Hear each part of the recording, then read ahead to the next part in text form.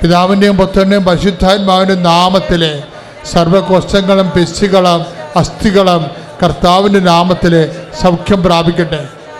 Lord Jesus Christ, pour out His Spirit, touch with the fire finger, soak with the precious blood. I command you, in the name of Jesus Christ, be healed. Hallelujah, hallelujah, hallelujah, hallelujah. Mahottam, mahottam. Shri Nandi, Shri Aradhana, Shri Hallelujah. Aradhana, Aradhana.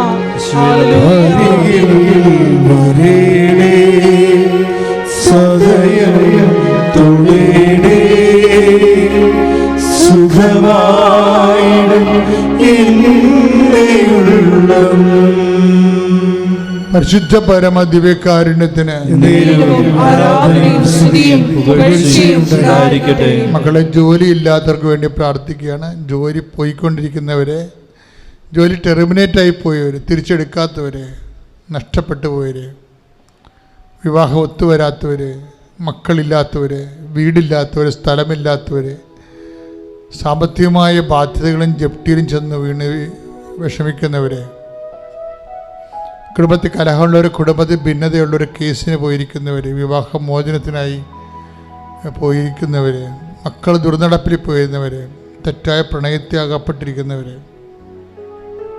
അവരെല്ലാം ഓർത്ത് പ്രാർത്ഥിക്കുന്ന സമയമാണ്. വ്യവസായങ്ങളും വ്യാപാരങ്ങളും ജീവിതമാർഗങ്ങളെല്ലാം വഴിമുട്ടിപ്പോയവർ, മറ്റുള്ളവരുടെ സമ്മർദ്ദത്തിന് അകപ്പെട്ടിരിക്കുന്നവർ, കേസിലകപ്പെട്ടിരിക്കുന്നവർ, സ്വദേശത്തും വിദേശത്തും ജയിലിലായിരിക്കുന്നവർ, അവരെല്ലാം ഓർത്ത് പ്രാർത്ഥിക്കുന്ന സമയമാണ്.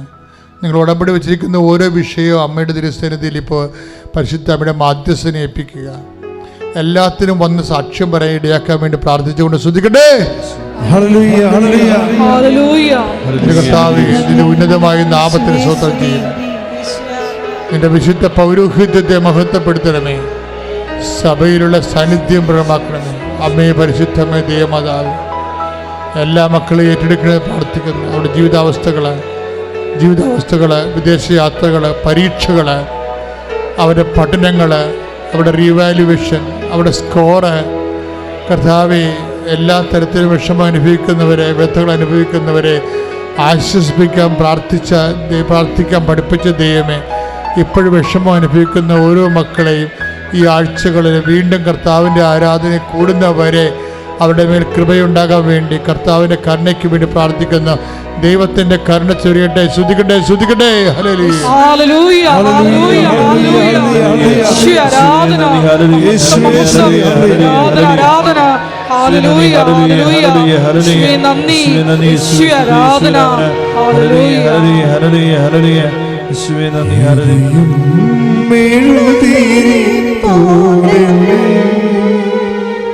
ഹൃദയം ഉരുകും നേരം ഇനിയും മെഴുതിരിപ്പോൻ ഹൃദയം ഉരുകും നേരം അരികിൽ വരേണേ സദയം തുഴേണേ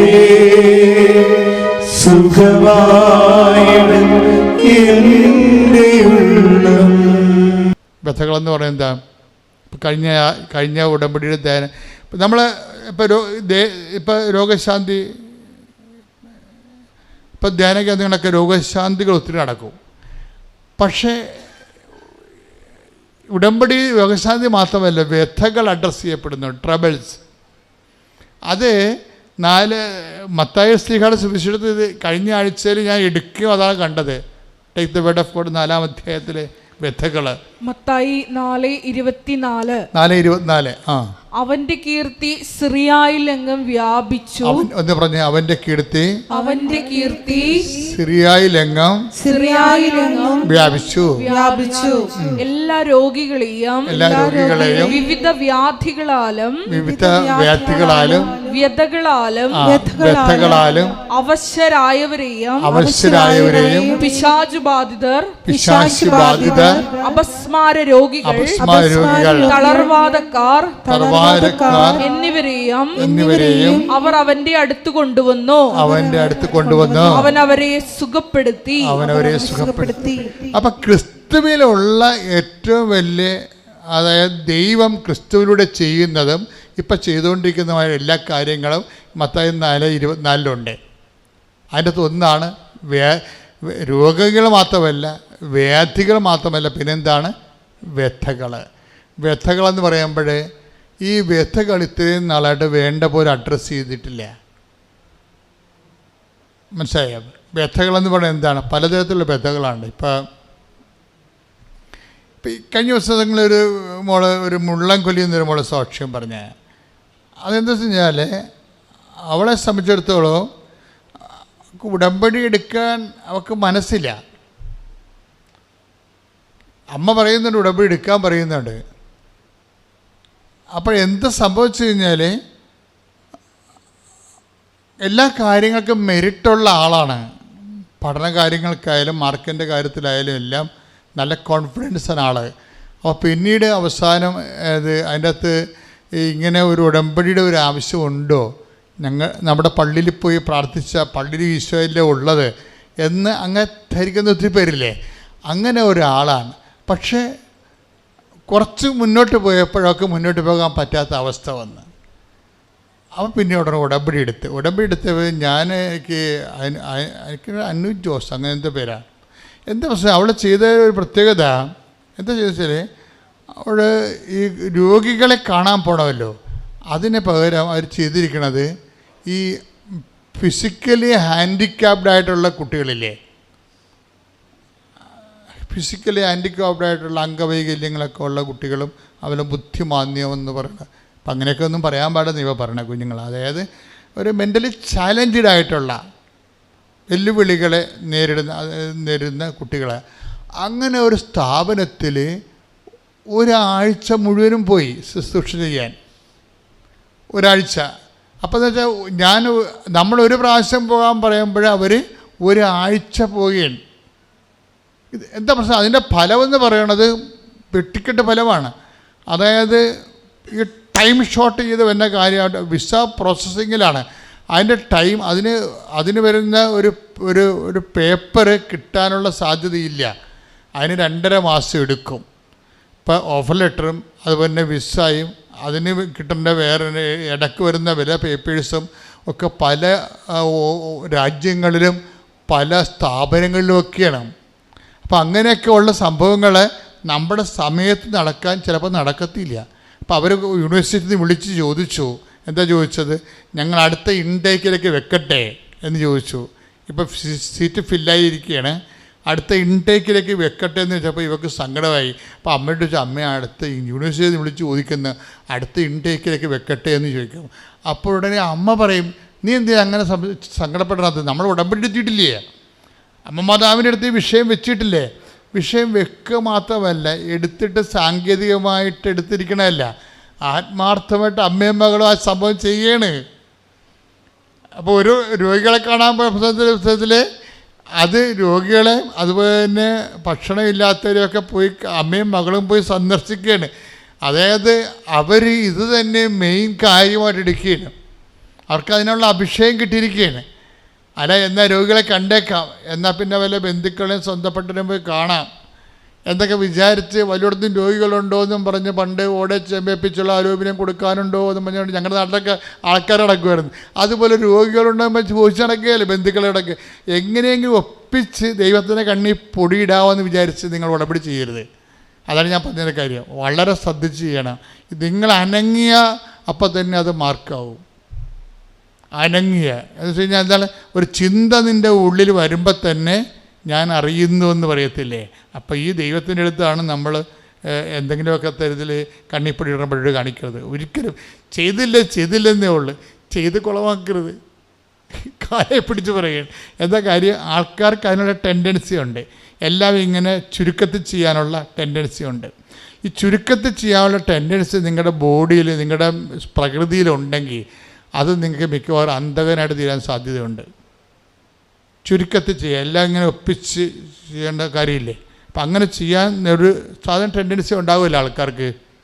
അപ്പം അങ്ങനെ ഓരോ കാര്യവും അങ്ങനെ ആൾക്കാർ ചെയ്യണതേ ഓരോരോ രീതികളിൽ.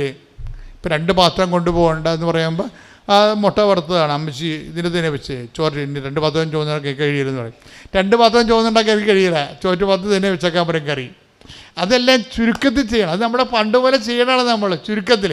ഇങ്ങനെ എല്ലാത്തിനും ചുരുക്കത്തിൽ ചെയ്യാൻ പറ്റുമോ എന്ന് നമ്മൾ ചോദിച്ചാൽ കുറച്ച് കഴിയുമ്പോൾ നിങ്ങൾ ബ്രാൻഡഡ് ആവും. പിന്നെ ദൈവം അനങ്ങത്തില്ല. എന്താ കാര്യം, നിങ്ങളാ വിഷയം ഓറിയൻറ്റഡാണ്. നിങ്ങളുടെ വിഷയം നടക്കാൻ വേണ്ടി എന്തെങ്കിലും സാങ്കേതികമായിട്ട് ചെയ്ത് ഒപ്പിക്കുകയാണ്.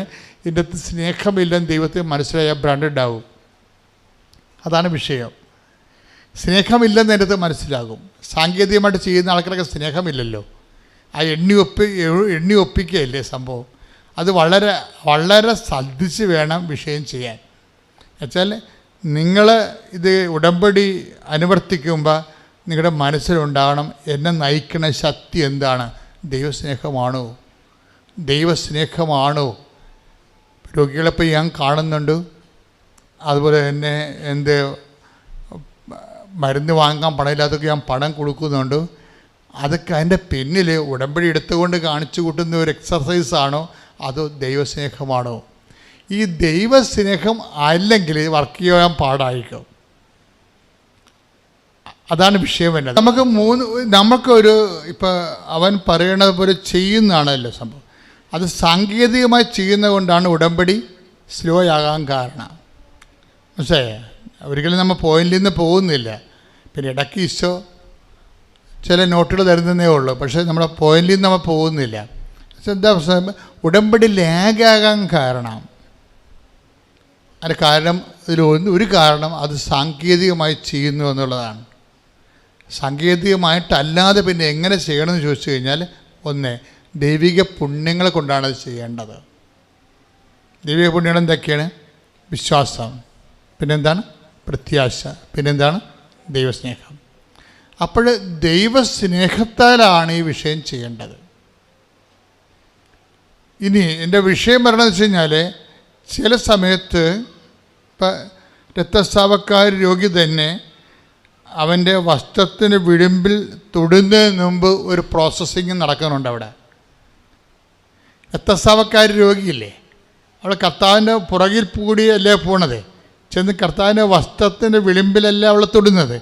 അങ്ങനെ തൊടുന്നതിന് മുമ്പ് ഒരു പ്രോസസ്സിങ് ഉണ്ട്. എന്താണത്? താൻ അവൻ്റെ വസ്ത്രത്തിൻ്റെ വിളിമ്പിൽ എങ്കിലും തൊട്ടാൽ സൗഖ്യം പ്രാപിക്കുമെന്ന് ഉള്ളിൽ കരുതിയിരുന്നു. അപ്പോൾ ഈ ഉള്ളിൽ കരുതലാണ് കൗണ്ടാകണത്. മനസ്സിലായില്ലേ? ഉള്ളിൽ അപ്പം നമ്മൾ എന്ത് ചെയ്താലും ഉള്ളിൽ എന്താണ് കരുതണമെന്ന് നോക്കണം. ഉള്ളിൽ എന്താണ് കരുതണമെന്ന്. ഇപ്പം നിങ്ങൾ പത്രം കൊടുക്കണമല്ലേ, പത്രം കൊടുക്കണവർക്ക് തന്നെയാണ് കാനഡയിൽ പോകുന്നത്. മനസ്സിലായോ? ഉള്ളിൽ കരുതേ, വെറുതെ ഇരന്ന് പണി മേടിക്കണി. അതായത് ഉള്ളിൽ നീ എന്ത് ദൈവസ്നേഹമില്ലല്ലോ അവിടെ, സാങ്കേതികമായി ചെയ്യുകയാണ്. പത്രം കൊടുക്കണമല്ലേ, പത്രം കൊടുക്കുന്നവർക്ക് തന്നെയാണോ PR കിട്ടണത്? ഉള്ളിൽ കരുതിയപ്പോൾ എന്താ കാര്യം? ഉള്ളിൽ കരുതുമ്പോൾ ഉണ്ടാകുന്ന ഒരു പ്രോബ്ലം വെച്ച് കഴിഞ്ഞാൽ, ഒന്ന് ആ സ്നേഹത്തിലല്ല വർക്ക് ചെയ്യണത്, സാങ്കേതികമായിട്ട് വർക്ക് ചെയ്യണത്. സാങ്കേതികൻ ചോദിക്കുന്ന ചോദ്യങ്ങളാണത്. അവിടെ വരുന്ന വേറൊരു പ്രോബ്ലം ഉണ്ട്. ഉള്ളിൽ കരുതുന്നത് പോസിറ്റീവ് ഉണ്ട്, നെഗറ്റീവ് ഉണ്ട്. അതായത് ഉള്ളിൽ കരുതുന്ന പോസിറ്റീവായിട്ട് കരുതണ കൊണ്ടാണ് രക്തസ്രാവക്കായ രോഗി തൊട്ടപ്പം തന്നെ കറണ്ടടിച്ച് അവൾ സൗഖ്യപ്പെട്ടത്. കാര്യം അവൾ ഉള്ളിൽ കരുതി അവൻ്റെ വസ്ത്രത്തെ വിളിമ്പിലെങ്കിലും തൊട്ടാൽ താൻ സൗഖ്യം പ്രാപിക്കുമെന്ന്. അത് കഴിഞ്ഞ് കൊച്ചിനെ വീണ്ടും അവിടുന്ന്, അപ്പോൾ ഈ കൊച്ചു വരാൻ വിഷമിക്കണം, പാസ്പോർട്ട് തിരിച്ചു കിട്ടാതെയൊക്കെ ആയപ്പോൾ ഞങ്ങൾക്ക് ഭയങ്കര വിഷമമായി. അപ്പം ഞാൻ മാതാവിനോട് ഒരു ഡേറ്റ് ഇട്ട് പ്രാർത്ഥിച്ചു, മാർച്ച് 28 മുമ്പ് കൊച്ചിന് പാസ്പോർട്ട് ഓക്കെ ആവണം, കൊച്ചിനെ നാട്ടിലേക്ക് കൊണ്ടുവരണം, അവിടെ ഇട്ട് ഇവർ രണ്ടിനടുത്തായിട്ട് ജീവിക്കുമ്പോൾ കൊച്ചിൻ്റെ ജീവിതവും സേഫ്റ്റിയും വിഷമമാണ്, കാരണം കൊച്ചിനെ കൊണ്ടുവരണമെന്നും പറഞ്ഞ് ഞാൻ മാതാവിനോട് പ്രാർത്ഥിച്ചു. അത് കാരണം ഏപ്രിൽ 9 ആയപ്പോഴത്തേനും കൊച്ചിന് മോൾക്ക് അവിടുത്തെ പാസ്പോർട്ട് കിട്ടി. കൊച്ചിനെ അവിടുന്ന് വേറൊരു ഫ്രണ്ടിൻ്റെ കൂടെ വിട്ടു. പക്ഷേ നെടുമ്പാശ്ശേരിയിൽ വന്നപ്പം കസ്റ്റംസ് പിടിച്ചു. കൊച്ചിൻ്റെ പേര് എങ്ങനെ ഒറ്റയ്ക്ക് വന്നെ, കൊച്ചിനെ കട്ടുകൊണ്ട് വന്നെയല്ലേ എന്ന് ചോദിച്ചുകൊണ്ട് കൊണ്ടുവന്ന ആ ഫ്രണ്ടിനോട് കസ്റ്റംസ് പിടിച്ചു. അപ്പോൾ കസ്റ്റംസിനോട് അവർ പറഞ്ഞു, കൊച്ചിൻ്റെ ഗ്രാൻഡ് ഫാദറും മദറും താഴെ നിൽപ്പുണ്ട്, നിങ്ങൾ പേടിക്കണ്ട, അവരെ വിളിച്ചുകൊണ്ട് വരാമെന്ന് പറഞ്ഞു. അപ്പോൾ അവർ കൊച്ചിനോട് ചോദിച്ചു, കൊച്ച് ഈ ആൻറ്റീനെ അറിയുമോയെന്ന് ചോദിച്ചു. ഞാൻ ഈ ആൻറ്റീനെ അറിയില്ല, പിന്നെ എങ്ങനെയാണ് ഞാൻ ഇവരുടെ കൂടെ വരണേന്ന് ചോദിച്ചു. 6 വയസ്സുള്ള കൊച്ച്. അങ്ങനെ കസ്റ്റംസ് അവരെ വിട്ടു. പക്ഷേ അതിൻ്റെ എല്ലാം ഇടയിൽ എൻ്റെ അമ്മയുടെ മധ്യസ്ഥ സഹായമാണ്, കൃപാസന അമ്മയുടെ മധ്യസ്ഥ സഹായം. അതുപോലെ ഞങ്ങൾ താഴെ നിന്ന് ഒത്തിരി നേരം കഴിഞ്ഞ് പിന്നെ കൊച്ചിനെ കിട്ടി കൊണ്ടുവന്ന് വീട്ടിലേക്ക് കൊണ്ടുവന്നു. അത് കഴിഞ്ഞപ്പോഴും മോൻ അവിടെ നിന്ന് ലീവ് കിട്ടി പോരാൻ പറ്റണില്ല. അവൻ എക്സിറ്റ് അടിച്ച് നിൽക്കുക, അവൻ്റെ ബെനിഫിറ്റ് കിട്ടാനും വേണ്ടി നോക്കിയിരിക്കുക. അങ്ങനെ നിന്ന് ജോലിയില്ല, ശമ്പളവും ഇല്ലാതെ സൗദിയിൽ നിൽക്കുമ്പോൾ ഒത്തിരി ബുദ്ധിമുട്ട് അനുഭവിച്ചു. അപ്പോൾ ഞാൻ പറഞ്ഞു, എൻ്റെ മോനെ, നീ മാതാവിനെ പ്രതി, ഈശോയെ പ്രതി ആ പണം ഉപേക്ഷിച്ച് നീ തിരിച്ചിങ്ങോട്ട് വാ, മറ്റേ അവിടെ കിടന്നാൽ അമേരിക്കയ്ക്ക് പോകാനുള്ള ഡേറ്റും പോകും, ഇതും ഇല്ല അതും ഇല്ലാതെയാകും, അതുകാരണം നീ എല്ലാം ഉപേക്ഷിച്ചിങ്ങ് പോരാൻ പറഞ്ഞു. അങ്ങനെ അവൻ പോന്നു. മെയ് മാസം 2 ആയപ്പോഴത്തേനും അവൻ വന്നു. അത് കഴിഞ്ഞ് മോളും അപ്പം അവിടെ എക്സിറ്റ് അടിച്ച് നിൽക്കുക, എന്നാലും ഡ്യൂട്ടിയിലാണ് നിൽക്കണേ. എങ്കിലും മോളും മെയ് 12 ആയപ്പോഴത്തേനും പോന്നു. അവർ 2 പേരും എക്സിറ്റ് അടിച്ച് ഒത്തിരി തടസ്സങ്ങളും ഒത്തിരി പ്രശ്നങ്ങളും ഉണ്ടായിരുന്നതിനെ അതിജീവിച്ച് വീട്ടിലെത്തി അവർ 2 മാസം കഴിഞ്ഞാണ് പോണത്. പിന്നെ അപ്പോൾ പോകുന്നതിന് മെയ് 24 ജൂൺ 24 ഞങ്ങൾ കൃപാസനത്തിൽ വന്നെങ്കിലും സാക്ഷ്യം പറയാനോ അച്ഛനെ കാണാനോ ഒന്നും ഞങ്ങൾക്ക് സാധിച്ചില്ല. എപ്പോഴും അച്ഛൻ പറയും, അച്ഛനെ കണ്ടില്ലേലും മാതാവിനെ ഈശോനെയും കണ്ടാൽ മതി, അവർ നിങ്ങളുടെ കാര്യങ്ങൾ സാധിച്ചു തരുന്നതെന്ന്. അത് വിശ്വസിച്ചുകൊണ്ട് ഞങ്ങൾ അമ്മയോട് പ്രാർത്ഥിച്ച് എല്ലാം സമർപ്പിച്ച് മക്കൾ ജൂലൈ 10 അവർ അമേരിക്കയിലേക്ക് 3 പേരും കൂടി പോയി. അവർ ഒരുമിച്ച് അവിടെ ചെന്നു. അതിനിടയ്ക്ക് അവർക്ക് ന്യൂയോർക്കിൽ വെച്ച് അവരുടെ പാക്കേജ് മുഴുവൻ എല്ലാ പെട്ടിയും നഷ്ടപ്പെട്ടു പോയി. അവരുടെ സ്ഥലത്തേക്ക് അവരുടെ കമ്പനി ട്രാവൽസ് കൊണ്ടുപോയി കഴിഞ്ഞപ്പോൾ ഇവർക്ക് ഒന്നുമില്ലാതെ ഹാൻഗാരേജ് മാത്രമായിട്ട് അവർ പോയി. അപ്പോൾ ഒറ്റ പെട്ടിയും കിട്ടിയില്ല, എല്ലാം ന്യൂയോർക്കിൽ നഷ്ടപ്പെട്ടു. അപ്പോൾ പിന്നെ എന്തോ അവിടെ ചെന്ന് കഴിഞ്ഞാൽ ഒന്ന് കുളിക്കാൻ മാറാൻ മറ്റ് എല്ലാ രീതിയിലും അവർ ഒത്തിരി ക്ലേശിച്ചു. എന്നിട്ട് 10 പോയിട്ട് 8 ദിവസം കഴിഞ്ഞപ്പോഴും അവർക്ക് അവരുടെ ലഗേജെല്ലാം തിരിച്ച് കിട്ടി. അതിനും മാതാവിന് നന്ദി. അതുപോലെ അവർ ഒത്തിരി അവിടെ ചെന്ന് അവർക്ക് എല്ലാ കാര്യങ്ങളും ഓക്കെ ആയി. ഇപ്പം മോന് 2 പ്രാവശ്യം അവൻ്റെ അവിടുത്തെ ഡ്രൈവിംഗ് ടെസ്റ്റ് നഷ്ടപ്പെട്ടു പോയായിരുന്നു. അത് കഴിഞ്ഞ് ഡ്രൈവിങ് ലൈസൻസ് ഇപ്പോൾ കിട്ടി. അവൾ ആശുപത്രിയിൽ ഹോസ്പിറ്റലിൽ നേഴ്സ്, അവൾ ജോലി ചെയ്യണു. മോനും അവിടെ വേറെ ഒരു ഡിപ്പാർട്ട്മെൻറ്റിൽ ജോലി ചെയ്യണു. മോനെ അവിടെ സ്കൂളിൽ ചേർത്തു. അങ്ങനെ അവരുടെ പേരിൽ ഞാൻ നിയോഗം വെച്ചതെല്ലാം അമ്മ സഹായിച്ചു തന്നതിന് അമ്മയോട് പ്രത്യേകം നന്ദി പറയും. അമ്മയുടെ പുത്രനെ ഞാൻ മഹത്വപ്പെടുത്തുകയും ചെയ്യുന്നു. വീണ്ടും അതിലുപരിയായി എനിക്ക് സംഭവിച്ചത്, ഞാനൊരു 6-7 വർഷക്കാലമായിട്ട് വീട്ടിൽ നിന്ന് പുറത്തിറങ്ങാതെ ജീവിച്ചുകൊണ്ടിരുന്നതാണ്. എന്തെങ്കിലും ഒരു ആവശ്യം വന്നാൽ അപ്പോൾ ഒരു കാറിലോ ഓട്ടോറിക്ഷയിലോ മാത്രം ഒരാളുടെ ഹെൽപ്പോട് കൂടിയേ പോകുകയും വരികയും ചെയ്യുണ്ടായിരുന്നുള്ളൂ. പക്ഷേ പിന്നീട് അതിന് ശേഷം ഞാനിവിടെ വന്നതിന് ശേഷം എനിക്ക് യാത്ര ചെയ്യാൻ ഞാൻ ഏപ്രിൽ 6 അവിടുന്ന് 5 ബസ് കയറി ഈ കൃപാസനത്തിൽ വന്നു. അതുപോലെ തന്നെ ഞങ്ങൾ തിരിച്ച് വൈകിട്ട് ബസ്സിന് വീട്ടിലേക്ക് പോവുകയും ചെയ്തു. അതിലൊന്നും എനിക്ക് ഒത്തിരി ക്ലേശം ഉണ്ടായില്ല. അത് കഴിഞ്ഞ് എനിക്ക് തണുപ്പിൻ്റെ അലർജിയാണ്, അതുകൊണ്ട് യാത്ര ചെയ്യാനും മറ്റു ബുദ്ധിമുട്ടുകളൊക്കെ ഒത്തിരി ഉണ്ട്. വാദം, ആമവാദം ഇങ്ങനെയൊക്കെയുള്ള രോഗങ്ങളും ഉണ്ട്. എന്നാൽ ഇപ്പം അവയ്ക്കെല്ലാം വിടുതലുണ്ട്. പിന്നീട് വീണ്ടും ഞങ്ങൾ കഴിഞ്ഞ മാസം 9 5 തോന്നുന്നു, സെപ്റ്റംബറിൽ ഞങ്ങൾ ഇവിടെ വീണ്ടും ബസ്സിന് വന്നു. അപ്പോഴും എനിക്ക് ഒത്തിരി പഴയതിനേക്കാളും സുഖമായിട്ട് വരാനും വൈകിട്ട് ഞങ്ങൾ പോകുമ്പോഴത്തേനും വീട്ടിൽ ചെല്ലുമ്പോഴത്തേനും അന്ന് 10:30 മണിയായി. ഞങ്ങൾ 3 സ്ത്രീകൾ മാത്രമേ ഉണ്ടായിരുന്നുള്ളൂ. അവരെ ഉടമ്പടി എടുക്കാനും പുതിയ ഉടമ്പടി എടുക്കാനും വന്നതാണ്. അത് കഴിഞ്ഞ് എൻ്റെ കെട്ടിച്ചു വിട്ട മോൾക്ക് വേണ്ടിയിട്ട് ഞാനിവിടെ നിയോഗത്തിൽ വെച്ചിരുന്നു. അവൾക്ക് ഫോറിൻ കൺട്രീസിൽ, യൂറോപ്യൻ കൺട്രീസിൽ എവിടെയെങ്കിലും പോയി ജോലി കിട്ടണം, അതിനുള്ള സഹായം അമ്മ ചെയ്തു തരണമെന്ന് പറഞ്ഞു. ആ എഴുതി വെച്ച് പ്രാർത്ഥിച്ചുകൊണ്ടിരുന്ന സമയത്ത് അവൾ വീട്ടിലിരുന്ന് പഠിച്ച് അവൾ OET പരീക്ഷ എഴുതി ജയിച്ചു. അത് കഴിഞ്ഞ് UK അവർക്ക് ഓഫർ ലെറ്റർ വന്നു. ഇപ്പം മെഡിക്കലും കഴിഞ്ഞിരിക്കുക. ഇത്രയും ഞങ്ങളാരും വിചാരിക്കാത്ത രീതിയിൽ അമ്മ നിറകൂടമായി നിന്നുകൊണ്ടിട്ട് ഞങ്ങൾക്ക് ധാരാളം അനുഗ്രഹം തന്നുകൊണ്ടിരിക്കുന്നതിനെ ഓർത്ത് അമ്മയും അമ്മയുടെ പുത്രനെയും ഞാൻ മഹത്വപ്പെടുത്തുന്നു. അതുപോലെ തന്നെ എനിക്ക് എൻ്റെ മുഖത്ത് കറുത്ത അടയാളമുള്ള കുറേ ഇങ്ങനത്തെ അടയാളങ്ങളായിരുന്നു മുഖം മുഴുവനും. അപ്പം ഞാൻ ഹോമിയോ ഡോക്ടറെ കാണിച്ചു, ആയുർവേദ ഡോക്ടറെ കാട്ടി, ഇംഗ്ലീഷ് ഡോക്ടറെ കാണിച്ചു. ഇവരാരും അതിനൊരു ട്രീറ്റ്മെൻറ്റും പറഞ്ഞുമില്ല, തന്നുമില്ല. പക്ഷേ എങ്കിൽ ഇവിടുന്ന് എനിക്ക് തന്ന തൈലം ഞാൻ വളരെ വിശ്വാസ്യതയോടുകൂടി, എനിക്ക് മുഖം ഇങ്ങനെ ഡയറക്റ്റ് ആവണത് ഒത്തിരി വിഷമമാണ്. അപ്പോൾ അത് കാരണം ഞാൻ ആ തൈലം വളരെ വിശ്വസ്തയോടെ വിശ്വാസപ്രമാണം ചൊല്ലി കുരിശും വരച്ച് തൈലം ഇങ്ങനെ രാവിലത്തെ പ്രഭാത പ്രാർത്ഥനയ്ക്ക് ശേഷം ഞാൻ ആ തൈലം തേക്കും. ആ തൈലം തേച്ച് മുഖത്തിങ്ങനെ പുരട്ടും. അപ്പോൾ കുറച്ച് കഴിഞ്ഞപ്പോൾ എനിക്ക് എന്തോ ഒരു സോഫ്റ്റ് പോലെ തോന്നി. അത് കഴിഞ്ഞ് പിന്നെ ഞാൻ കുറച്ചുകൂടെ ഹാർഡായിട്ട് വിശ്വാസപ്രമാണം ചൊല്ലി ഈ കുരിശ് മരിച്ച് ഇപ്പോൾ ഈ വൈകിട്ടത്തെ പ്രയറിൻ്റെ സമയത്തും ഈ തൈലം മുഖത്ത് തേക്കും. അങ്ങനെ മുഖത്ത് തേച്ച് മുഖത്തെ ഇരുവശത്തും ഉണ്ടായിരുന്ന കറുത്ത പാടുകൾ മുഴുവനും പോയി. ഇപ്പം ഒരു അടയാളത്തിനൊരു ചെറിയ അടയാളം നിൽപ്പുണ്ട്. പക്ഷേ ഞാൻ അത് 2-3 മാസം മുമ്പ് ഇവിടെ ഒന്ന് പറഞ്ഞെങ്കിൽ ഇതിലും മുഖം വേസ്റ്റായിരുന്നു. ഇപ്പോൾ മുഖം വളരെ നന്നായിട്ട് മാറിയിരിക്കുക. അതിന് മാതാവിന് ഹൃദയം നിറഞ്ഞ നന്ദി പറഞ്ഞ് ഞാൻ സ്തുതിക്കുന്നു.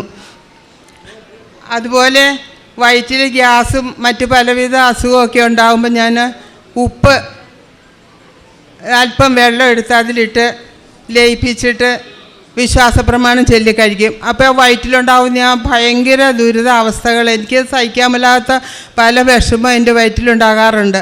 അതെല്ലാം എനിക്ക് മാറിപ്പോവും. അതുപോലെ കഴിഞ്ഞ ഡിസംബർ 31 ഞങ്ങളിവിടെ പിള്ളേരെല്ലാവരും കൂടി വന്നിട്ട് പോയി. തിരിച്ചു പോയ വഴിക്ക് എനിക്ക് ഛർദി തുടങ്ങി. ഛർദിച്ച് ഒരു രക്ഷയില്ല. വഴിക്ക് ആശുപത്രി കയറ്റാന്നൊക്കെ പിള്ളേർ പറയുന്നുണ്ട്. ഞാൻ പറഞ്ഞു എങ്ങനെയും വീട്ടിൽ ചെല്ലട്ടെ. ഉപ്പ് എൻ്റെ കയ്യിൽ ഇരിപ്പുണ്ടായിരുന്നു. അപ്പം ഞാൻ ഉപ്പ് ഒരു തുള്ളി പയ്യെ നാക്കയിൽ വയ്ക്കും. ഒത്തിരി കടുപ്പത്തിലിട്ടാൽ നാവ് പൊള്ളി പോവില്ല. എന്നാലും വിശ്വസിച്ച് പ്രാർത്ഥിച്ച് ഞാൻ ആ ഉപ്പിട്ടു. അത് പോയി വണ്ടിയുടെ പുറമെല്ലാം ഞാൻ അവസാനം ബ്ലഡ് ഛർദ്ദിച്ചു. പിള്ളേർക്കും എല്ലാവർക്കും എനിക്കും വിഷമായി. പക്ഷേങ്കിൽ ഇല്ല, മാതാവ് ഒന്നും വരുത്തില്ല എന്നുള്ള ധൈര്യത്തിൽ അങ്ങ് പോയി വീട്ടിൽ ചെന്നിട്ടും അപ്പടി ബ്ലഡായിരുന്നു ഛർദ്ദിക്കുന്നത്. ടോയ്ലറ്റിലേക്കൊക്കെ പോയി ഞാൻ ഛർദ്ദിക്കുമ്പം ഭയങ്കര ബ്ലഡാണ്. അപ്പം മാസം അവസാനമാണ്. പിള്ളേർക്കൊക്കെ ഭയങ്കര ആഘോഷങ്ങളാണ്. അപ്പോൾ എൻ്റെ ടയേർഡ് നോക്കാതെ അവർക്ക് അമ്മയ്ക്ക് സാരമില്ല, നിങ്ങൾ പൊക്കോന്ന് പറഞ്ഞു. അവരടുത്ത വീട്ടിൽ അന്നത്തെ ആഘോഷങ്ങൾക്കൊക്കെ പോയി. ഞാൻ ഈ ഉപ്പിട്ട വെള്ളവും കുടിച്ച് അങ്ങനെ കിടന്നു. എന്തെങ്കിലും വന്നെങ്കിൽ രാവിലെ ആശുപത്രി പോകാമെന്ന് ഓർത്ത്. പക്ഷേ എനിക്ക് ഒന്നും സംഭവിച്ചില്ല. ഇരട്ടി ആരോഗ്യമായിരുന്നു പിറ്റേ ദിവസം എനിക്ക്. അങ്ങനെ എനിക്ക് ഉപ്പിൻ്റെയും തൈലത്തിൻ്റെയും തേനൊക്കെ ആണെങ്കിലും പിള്ളേർക്ക് ജലദോഷവും ചുമയും വരുമ്പോഴത്തേനും ഞാനെടുത്ത് മഞ്ഞൾപ്പൊടിയും ഈ തേനും ഉപ്പും തൈലവും എല്ലാം കൂടി ചേർത്ത് വിശ്വാസപ്രമാണം ചൊല്ലി പിള്ളേർക്കൊക്കെ കൊടുക്കും. അവരുടെ ചുമയും ജലദോഷവും ഒക്കെ പോകും. എൻ്റെ കൊച്ചിന് എപ്പോഴും എന്നോട് പറയും, അമ്മയുടെ കൃപാസനാമ്മയുടെ തൈലം താ, അല്ലെ ഉപ്പ് താ, അല്ലെങ്കിൽ തേൻ താന്നും പറഞ്ഞുകൊണ്ട് കൊച്ചു വരും. ഇപ്പം അവൻ അമേരിക്കയിലാണ്. അങ്ങനെ കൊച്ചിനും വളരെ വിശ്വാസത്തോടു കൂടി ഇതെല്ലാം മേടിക്കുകയും കഴിക്കുകയും ചെയ്യുമായിരുന്നു. പിന്നെ ഇങ്ങനെ അമ്മ വിവിധ തരത്തിലുള്ള ഒത്തിരി അനുഗ്രഹങ്ങൾ തന്നിട്ടുണ്ട്.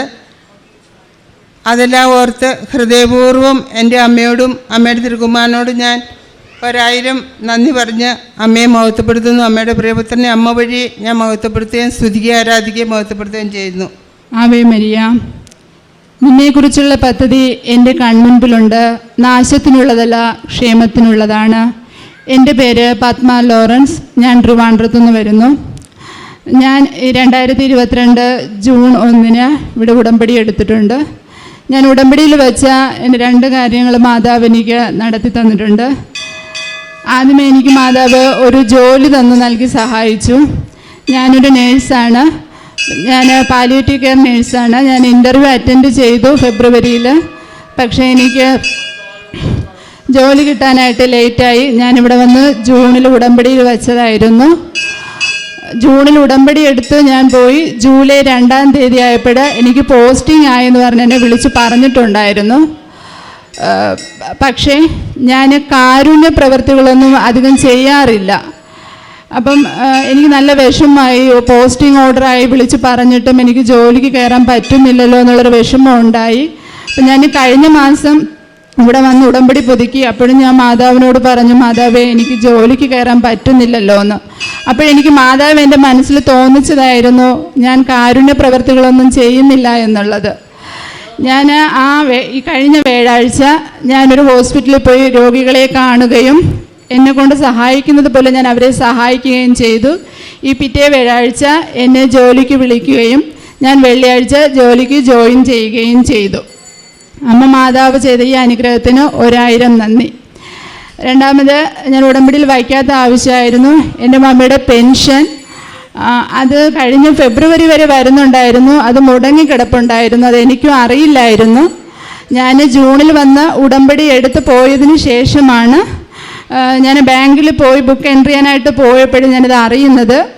അങ്ങനെ അന്വേഷിച്ചപ്പോൾ അവർ പറഞ്ഞു ലൈഫ് സർട്ടിഫിക്കറ്റ് കൊടുക്കാത്തത് കൊണ്ടാണെന്ന് പറഞ്ഞായിരുന്നു. പക്ഷേ അതിന് ആധാറിൽ പപ്പയുടെ പേര് ചേഞ്ചായി കിടക്കുന്നത് കൊണ്ട് അത് കിട്ടാനായിട്ട് മുമ്പോട്ട് കിട്ടാനായിട്ട് ഭയങ്കര ബുദ്ധിമുട്ടാണെന്ന് പറഞ്ഞായിരുന്നു.